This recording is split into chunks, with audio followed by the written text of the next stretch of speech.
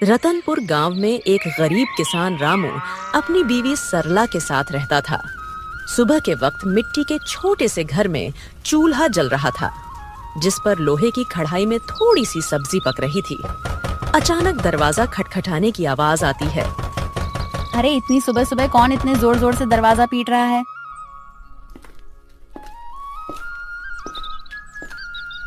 दरवाजा खोलते ही सेठ हरीलाल गुस्से में लाल पीला खड़ा था, जो कि बहुत लालची और चालबाज है।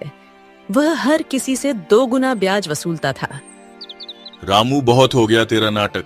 मेरे पैसे कहाँ हैं? सेठ जी, कल ही तो मैंने आपको पूरी रकम दे दी थी और पूरा हिसाब पक्का कर दिया था, और मैंने आपके पुराने पैसे भी कब के लौटा दिए हैं। देर की वजह से तेरा ब्याज बढ़ गया है। अब वो उधार तुझे 5 गुना ब्याज के साथ लौटाना होगा। 5 गुना? सेठ जी, ये तो अन्याय है। मैंने मेहनत करके ब्याज सहित पूरे पैसे चुका दिए हैं। मैं गरीब आदमी इतना भारी ब्याज कैसे दे सकता हूँ? ज्यादा जुबान मत चला। अगर पैसा नहीं दिया ना तो तेरे घर का ताला तोड़कर बर्तन कपड़ा सब उठा ले जाऊंगा। तेरी बैलगाड़ी भी बेच दूंगा। सेठ जी, गरीब का खून चूसकर आपको क्या मिलेगा? हमारे साथ ऐसा मत करिए। इतना ज्यादा ब्याज मैं नहीं दे पाऊंगा। पैसे तो तुझे देने ही पड़ेंगे। देख लूंगा मैं तुझे। याद रखना रामू, हरीलाल से पंगा लेना आसान नहीं है। सेठ रामू को धमकाते हुए चला जाता है, लेकिन जाते जाते अपने नौकर को कहता है, इस गरीब भिखारी की इतनी मजाल, मुझे ना बोलकर इसने गलती कर दी। इसे तो सबक सिखाना पड़ेगा ताकि गांव में बाकी गरीब भी डर में रहे। आप बताइए, ये जिंदगी कब बदलेगी? रोज रोज 2 वक्त की रोटी के लिए जूझना पड़ता है। कभी मन करता है घर की टूटी छत ठीक करवा दूं, तो कभी सोचती हूँ कि हमारे पास भी अच्छे कपड़े हों, लेकिन लगता है किस्मत ने हमें बस तंगी ही दी है। मुझे पता है तुम्हें तकलीफ है, पर मैं क्या करूं? खेत छोटे हैं, बारिश वक्त पर नहीं होती, ऊपर से कर्ज का बोझ भी सर पर है। मैं दिन रात मेहनत करूं, तब हमारे हिस्से में यही नमक रोटी आती है। मेहनत? हाँ, मेहनत तो आप करते हैं, लेकिन भगवान हमारी सुनता ही कहाँ है। लगता है जैसे भाग्य ने हमें इस गरीबी में ही सड़ने के लिए भेजा है। सरला ने आह भरी, पर चुपचाप सब्जी पकाने लगी। कमरे में सन्नाटा था। रामू ने मन ही मन ठान लिया, आज खेत में चाहे जान निकल जाए, पर घर लौटकर कुछ ऐसा लाऊंगा जिससे सरला के चेहरे पर मुस्कान आ जाए। रामू को नहीं पता था कि आज का दिन उसकी जिंदगी की सबसे बड़ी कहानी की शुरुआत करने वाला है।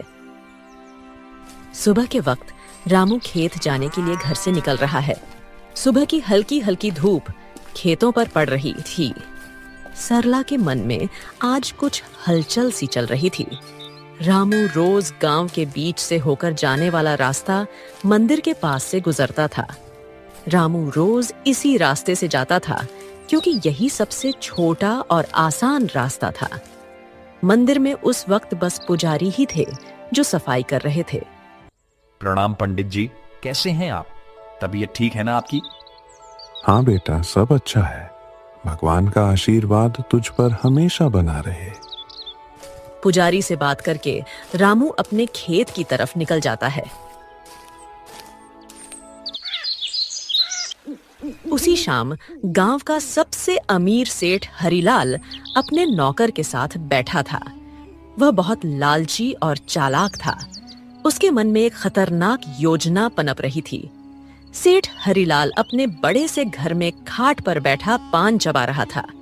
पास में उसका नौकर कालू खड़ा था। अरे कालू सुन, मंदिर के गहनों को देखकर मेरा जी ललचा गया है। कल रात मंदिर में जो सोने चांदी के गहने हैं ना, वो मेरे घर में होने चाहिए। गांव वाले मेरी इज्जत करते हैं, लेकिन पैसा और बढ़ाना है मुझे। सेठ जी, पर यह तो पाप का काम होगा। भगवान के घर से गहने चुराना अच्छा नहीं लगेगा। अरे मूर्ख, भगवान को क्या जरूरत है गहनों की? उनका क्या होगा इनसे? असली भगवान तो पैसा है, और पैसा इंसान के हाथ में अच्छा लगता है। पर गांव वाले अगर उनको पता चल गया तो? बस यही तो मजा है। चोरी हम करेंगे और इल्जाम किसी और पर लगेगा। पता है किस पर? उस गरीब रामू पर। आज उसकी और उसकी बीवी की जुबान बहुत ज्यादा ही चल रही थी। रामू, वो तो रोज मंदिर के पास से ही अपने खेत के लिए जाता है ना? हाँ, हम इसी बात का फायदा उठाएंगे। सबको लगेगा कि उसी ने चोरी की, गांव वाले पहले ही उसे तिरछी नजरों से देखते हैं। बस आज रात ही हम अपना काम कर देंगे और सुबह हंगामा हो जाएगा। तू बस ये याद रख, कोई गलती नहीं होनी चाहिए। आधी रात को हम मंदिर में घुसेंगे, गहने उठाएंगे और अपने गोदाम में छुपा देंगे। सुबह मैं खुद शोर मचाऊंगा और रामू का नाम लूंगा। कालू डरते डरते सिर हिलाता है और अपने सेठ की बात मान लेता है। रात का समय था। गांव में हर तरफ सन्नाटा था। बस कहीं कहीं कुत्तों के भौंकने की आवाज आ रही थी। उस रात सेठ लालच में अंधा हो जाता है और इस घिनौनी साजिश को अंजाम देता है। अपने नौकर से मंदिर में चोरी करवाता है। पास ही अंधेरे में एक काली बिल्ली म्याऊं करके गुजर जाती है, जैसे वो इस पाप की गवाही दे रही हो। अगली सुबह गांव के बीचों बीच मंदिर के सामने एक भीड़ इकट्ठी हो गई थी। हर कोई जोर जोर से बातें कर रहा था। माहौल में घबराहट और गुस्से की गूंज थी। अरे यह क्या हो गया? मंदिर के सारे सोने के गहने रातों रात गायब हो गए। इतना बड़ा अपशकुन, भगवान के गहने चुरा ले गया कोई। ये तो बहुत बुरी बात है। इसी बीच रामू रोज की तरह खेत की तरफ जाने के लिए उसी रास्ते से गुजर रहा था। भीड़ देखकर वो रुक गया और पास आ गया। अरे क्या हो गया भाई लोग, इतनी सुबह सुबह ये भीड़ किस बात की है? अरे रामू, तूने सुना नहीं मंदिर में चोरी हो गई। भगवान के सारे गहने कोई उठा ले गया। रामू यह सुनकर चौंक जाता है। भीड़ में खड़ा सेठ, जो असल में चोरी किया था, वह बहुत मासूम बन रहा था। पंडित जी आप बताइए, कल रात तक तो गहने मंदिर में थे, फिर अचानक कौन ले गया? आप बताइए पंडित जी, क्या आपने मंदिर के आसपास किसी को आते जाते देखा है? आपको किसी पर शक है क्या?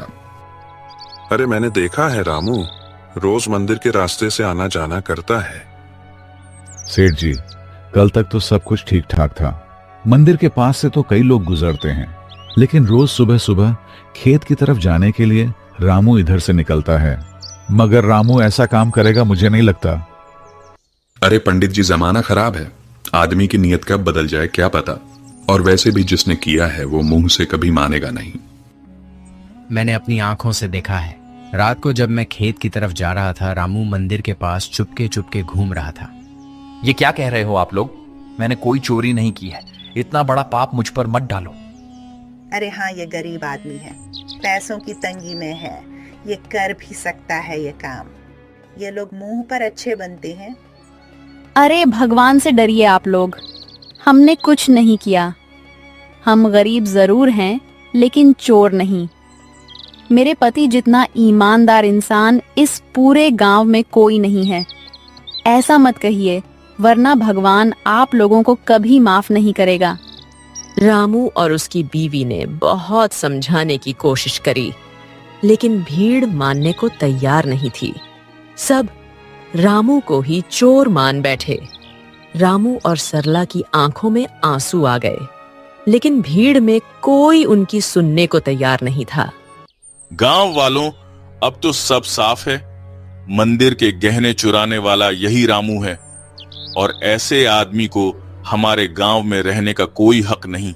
चोरी करने वाले की एक ही सजा है, गांव से बाहर निकाल देना। हाँ, अगर इसने मंदिर में चोरी की है तो यह तो भगवान का भी अपराधी हुआ। इसे यहीं रहने देंगे तो कल हमारे घरों से भी चीजें गायब हो जाएंगी। अरे आप सब क्यों नहीं समझते? मैं निर्दोष हूं। मैंने कोई चोरी नहीं की। मैं तो रोज के जैसे अपने खेत जा रहा था। मुझ पर इतना बड़ा इल्जाम मत डालिए। भीड़ में जोर जोर से आवाजें गूंजने लगी, निकालो इसे गांव से। भीड़ में हलचल मच गई। लोग एक दूसरे से कान्हा फूंसी करने लगे। रामू और सरला की आंखों में आंसू भर आए। उन्होंने कई बार सफाई देने की कोशिश की, लेकिन किसी ने उनकी नहीं सुनी। सबने मिलकर उन्हें गांव के बाहर निकाल दिया। रामू और सरला मजबूर होकर गांव छोड़कर चले गए। रामू और सरला रोते रोते गांव छोड़ चुके थे। गांव के बाहर एक सुनसान जगह पर टूटी फूटी झाड़ियों और कंटीली झाड़ियों के बीच एक पुरानी पड़ी झोपड़ी मिली। मजबूरी में वहीं उनका नया घर बन गया। सुनिए जी, यह जगह कितनी सुनसान है। न पास में कोई इंसान, यहाँ आसपास की झोपड़ियों में कोई रहता भी नहीं है। न खाने को कुछ है। अब हम क्या करेंगे? क्या करें सरला? जब अपना गांव ही हमें ठुकरा दे तो कहीं और सहारा ढूंढना पड़ता है। यही हमारी तकदीर है। मैं तो ये सोच रहा हूं आखिर चोरी की किसने है, और इल्जाम मुझ पर डाल दिया गया। मैं असली चोर का पता लगाकर रहूंगा। दिन ढल गया। सरला रोते रोते सो गई। रामू सारी रात परेशान बैठा रहा।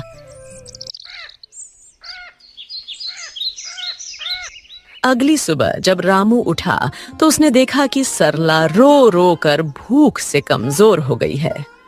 सरला, तुम यहीं रहो, मैं कुछ खाने के लिए लाता हूं, फिर अपने खेत जाऊंगा दूसरे गांव से होते हुए। तुम दरवाजा अंदर से बंद करके आराम करो। इतना कहकर रामू जंगल की ओर चल गया।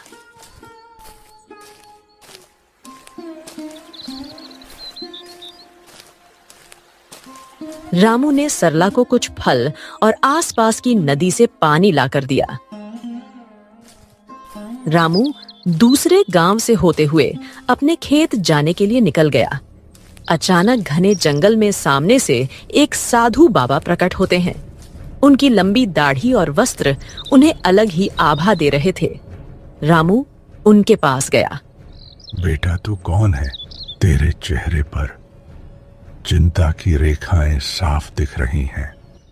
बाबा, मैं इस गांव का ही रहने वाला हूं, पर अब गांव वालों ने मुझे निकाल दिया है। सब लोग मुझ पर चोरी का झूठा इल्जाम लगा रहे हैं। मैंने कोई चोरी नहीं की। रामू रोते रोते साधु बाबा को पूरी कहानी बताता है।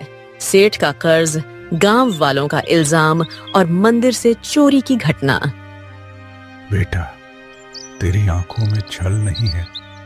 तू सच्चा और साफ दिल का इंसान है। तेरी पीड़ा मैं समझ सकता हूं।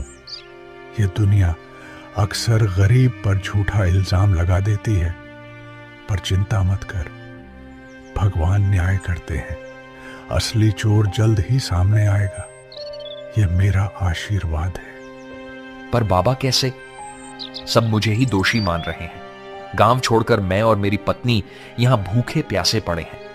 कोई मेरी बात मानने को तैयार नहीं है। मैं कैसे साबित करूं कि मैं निर्दोष हूं? इस जंगल में एक श्रापित जानवर रहता है। उसने अपनी आंखों से असली चोर को देखा है। वही तुझे सच तक पहुंचने में मदद करेगा। पर ध्यान रहे, उस जानवर को ढूंढना आसान नहीं है। उसके पास जाना होगा, उसका विश्वास जीतना होगा, तभी वह तेरी मदद करेगा। श्रापित जानवर बाबा, वह कौन है? मैं उसे कैसे ढूंढूं? यहां जंगल में तो बहुत से जानवर हैं। वह एक श्रापित काली बिल्ली है। सच यह है कि उसकी आंखों ने वह दृश्य देखा है जो किसी और ने नहीं देखा। जा बेटा, उस जानवर को ढूंढ और उससे मदद मांग। वो बिल्ली तेरी जिंदगी बदल देगी। भगवान तेरा साथ देंगे। जा बेटा, सत्य की शक्ति तेरे साथ है। साधु बाबा रामू को आशीर्वाद देकर अचानक गायब हो गए। रामू समझ गया था कि यह भगवान की लीला है। रामू तुरंत ही बाबा के बताए अनुसार उस बिल्ली को ढूंढने के लिए निकल गया। जंगल का सन्नाटा, पत्तों की सरसराहट। रामू थका हारा, भूखा प्यासा उम्मीद के सहारे इधर उधर भटक रहा था। उसने पूरा जंगल छान मारा, पर उसे वो काली बिल्ली कहीं नहीं मिली। दिन ढलने को आया। रामू अब निराश होकर अपनी झोपड़ी की तरफ जा रहा था। अचानक तभी उसकी नजर एक काली बिल्ली पर पड़ी। बिल्ली की चमकती आंखें दो अंगारों जैसी दिखाई दे रही थीं। ओ बिल्ली रानी, क्या तुम वही हो जिसके बारे में साधु बाबा ने कहा था? क्या तुमने उस रात देखा था? असली चोर कौन है? माँ, बिल्ली, क्या तुम मेरी मदद करोगी? मुझ पर झूठा इल्जाम लगाकर गांव से निकाल दिया गया है। क्या तुम सच जानती हो? मुझे बता दो, असली चोर कौन है? बिल्ली उसकी आंखों में देखती है। रामू का साफ दिल और अच्छी नीयत देखकर जैसे उसे सब समझ आ गया हो। अचानक बिल्ली की आंखों से एक अजीब सी चमक निकलती है और वह इंसानी आवाज में बोल उठती है। रामू, तुम्हारे साथ बहुत बड़ा अन्याय हुआ है। मंदिर के गहने तुमने नहीं चुराए। असली चोर तुम्हारे गांव का सेठ और उसका नौकर है। दोनों ने मिलकर मंदिर से गहने चुराए और चोरी का इल्जाम तुम्हारे सिर पर चढ़ा दिया ताकि कोई शक न करे। सेठ जानता था कि तुम गरीब हो, तुम्हारे पास कोई सबूत नहीं होगा, इसलिए उसने चालाकी से तुम्हें बलि का बकरा बना दिया। क्या गांव का सेठ, वही जो सबसे धर्म और दान की बातें करता है, और उसका नौकर भी तो यही सच्चाई है? गांव वालों ने मेरी ईमानदारी पर शक किया और असली अपराधी चैन से सो रहा है। मां बिल्ली, अब मैं क्या करूं? यह सच गांव वालों तक कैसे पहुंचाऊं? समय आने दो रामू, सच को कोई दबा नहीं सकता। मैं तुम्हारी मदद करूंगी। तुम मुझे कल गांव लेकर चलो। मैं वहां जाकर सबको सारी सच्चाई बताऊंगी और तुम्हें निर्दोष साबित करूंगी। रामू को बिल्ली की बातें सुनकर राहत मिलती है।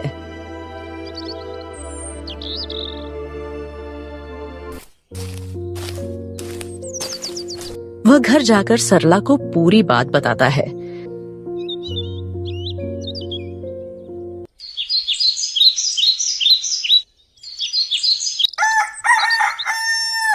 अगली सुबह रामू और सरला बिल्ली को लेकर गांव जाते हैं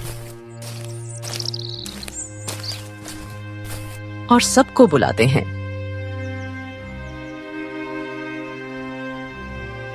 गांव वालों, आप सबने मुझे चोर बोलकर गांव से निकाल दिया था, पर असली चोर अभी भी गांव में ही बैठा है।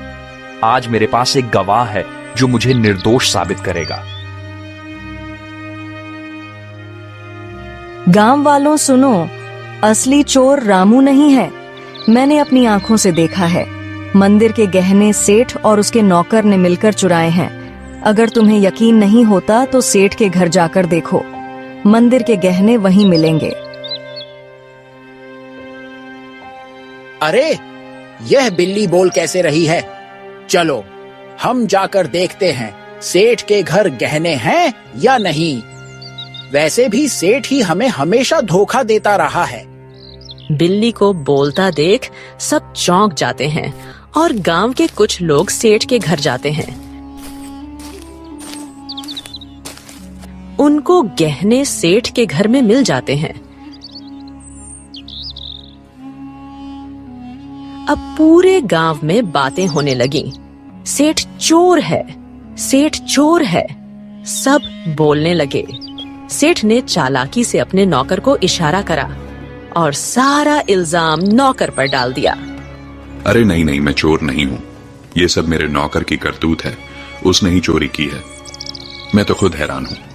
झूठ मत बोलिए सेठ जी, आप सबसे ब्याज में 4 गुना पैसे वसूलते हो, अब चोरी भी करवा रहे हो। ठीक है, अगर तुम सब कहते हो तो इस नौकर को सजा मैं दूंगा, क्योंकि यही असली चोर है। मुझे इस बारे में कुछ नहीं पता था। सेठ ने पूरे गहने वापस मंदिर में रखवा दिए। अब गांव में उसकी कोई इज्जत नहीं करता है।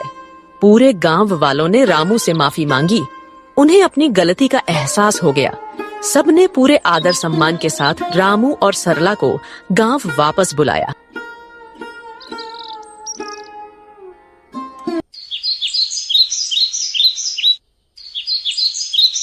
रामू और उसकी पत्नी सरला अब वापस अपने घर आ गए थे।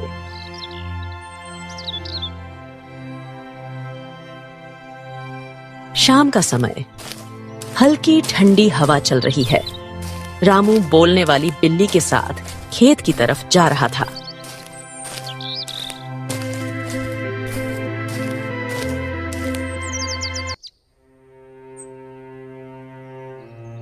मां बिल्ली, आज अगर तुम ना होती तो मेरी जिंदगी बर्बाद हो जाती। तुम्हारे ही कारण ही मुझे इज्जत वापस मिली। तुम्हारा बहुत बहुत धन्यवाद। रामू, अब मुझे तुमसे एक आखिरी बात कहनी है। अचानक तेज रोशनी बिल्ली के चारों ओर फैलने लगती है। बिल्ली चमकने लगती है और पल भर में वह एक सुंदर अप्सरा में बदल जाती है। रामू आश्चर्य से पीछे हट जाता है। अरे ये क्या हुआ? तुम अचानक अप्सरा कैसे बन गई? कौन हो तुम? हाँ रामू, मैं एक अप्सरा ही हूँ। मुझे स्वर्ग से श्राप मिला था। मैं इस श्राप से मुक्त होने के लिए ही धरती पर आई थी। जब तक मैं धरती पर किसी सच्चे और भले इंसान की मदद नहीं करती, तब तक मैं इस बिल्ली के रूप में ही रहती। तुम एक सच्चे और ईमानदार इंसान हो, इसलिए तुम्हें बचाकर मैंने भी अपना श्राप तोड़ दिया। अब मुझे मुक्ति मिल चुकी है। तुम्हारी ईमानदारी और भलाई ने मुझे श्राप से मुक्त कर दिया है। तुम्हारा बहुत बहुत धन्यवाद रामू। मैं बहुत खुश हूँ। मैं तुम्हें वरदान देना चाहती हूँ। तुम्हें जो चाहिए बेझिझक कहो। रामू की आंखों में चमक आ जाती है। वह भावुक होकर अप्सरा को प्रणाम करता है। देवी, मेरी जिंदगी गरीबी से घिरी हुई है। मैं दिन रात खेतों में मेहनत करता हूँ, मगर फसल कभी अच्छी नहीं होती। ऊपर से कर्ज का बोझ है। मेरे परिवार के लिए 2 वक्त की रोटी जुटाना भी मुश्किल हो जाता है। रामू, मैं तुम्हें वरदान देती हूँ। तुम्हारी परेशानी अब समाप्त होगी। जंगल के बीच में एक लाल फूल के पौधे के पास एक चमत्कारी फल का पेड़ है। वह पेड़ स्वर्ग से आया है। उस पेड़ का फल सिर्फ ईमानदार इंसान ही खा सकता है। तुम वहां जाओ और वह फल खाओ। तुम्हारे खेतों में समृद्धि होगी, कर्ज मिट जाएगा और जीवन खुशहाल हो जाएगा। बस याद रखना, तुम हमेशा इसे ही रहमदिल रहना, वरना तुम्हारी जिंदगी वापस वैसे ही हो जाएगी। सुखी रहो रामू। अब मैं चलती हूँ, अपना ख्याल रखना। रामू को वरदान देकर अप्सरा अचानक गायब हो जाती है।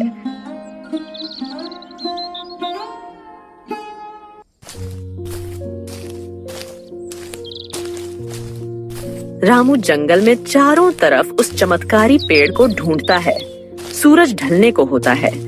थका हारा रामू अचानक लाल फूल के पौधे को देख लेता है।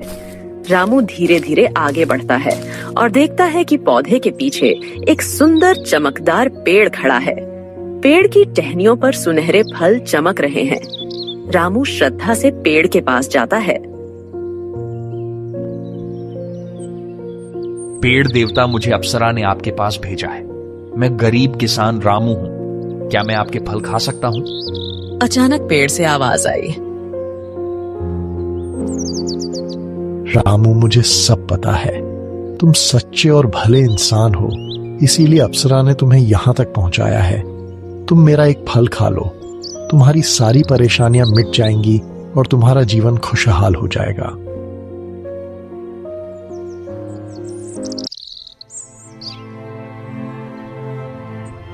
रामू पेड़ से एक सुनहरा फल तोड़कर खाता है। अचानक उसके शरीर में एक अजीब सी ऊर्जा दौड़ जाती है। वह पेड़ को धन्यवाद करके अपने घर की ओर निकल जाता है। और जैसे ही वह घर के पास पहुंचता है, उसकी झोपड़ी एक सुंदर बड़ा आलीशान घर में बदल जाती है। रामू दंग रह जाता है। उसकी पत्नी बाहर आकर चौंक जाती। अरे सुनिए, ये क्या हो गया? हमारी झोपड़ी कहाँ गई? इतना बड़ा घर कैसे बन गया? क्या यह घर हमारा है? हाँ प्रिय, ये सब भगवान की कृपा है। जंगल में मुझे एक अप्सरा मिली। उसने मुझे चमत्कारी पेड़ का रास्ता बताया। उस पेड़ ने मुझे फल दिया और जैसे ही मैंने खाया, हमारी किस्मत बदल गई। रामू ने सरला को उस स्वर्ग से आई श्रापित बिल्ली की पूरी कहानी बताई। इतने सालों की गरीबी के बाद अब हमारी जिंदगी बदल गई। भगवान का बहुत बहुत धन्यवाद। हाँ, मगर याद रखना, यह चमत्कार हमें सिर्फ इसलिए मिला है क्योंकि हमने कभी बेईमानी नहीं की। ये वरदान हमें हमारी मेहनत और ईमानदारी की वजह से मिला है।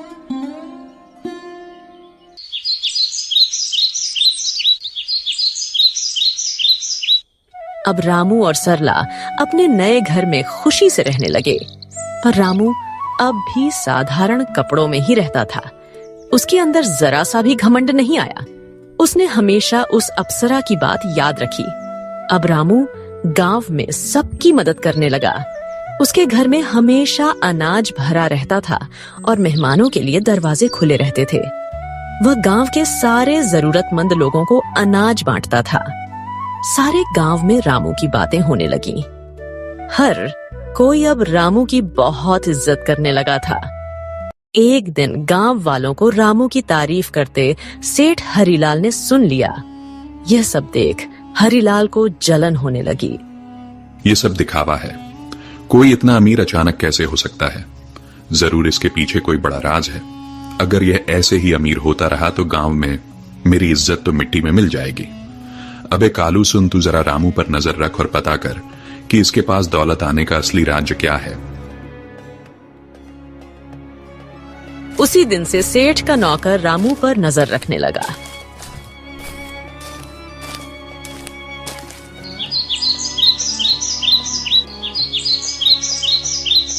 एक दिन सेठ का नौकर रामू का पीछा कर रहा था। उसने देखा कि रामू जंगल में जाकर उस चमत्कारी पेड़ से बात कर रहा है। कालू चुपके चुपके रामू की सारी बातें सुन रहा था।